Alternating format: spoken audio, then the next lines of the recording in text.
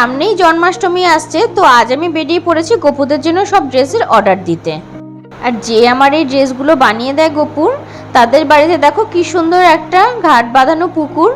আমার এরকম পুকুর খুব ভালো লাগে, অনেকক্ষণ সময় এরকম পুকুরের ধারে বসে সময় কাটানো যায়, বেশ ভালো লাগে এরকম সময় কাটাতে। তাই ঢোকার আগেই পুকুরের কাছে চলে গেলাম, কিছুটা সময় ওখানে কাটিয়ে নিলাম।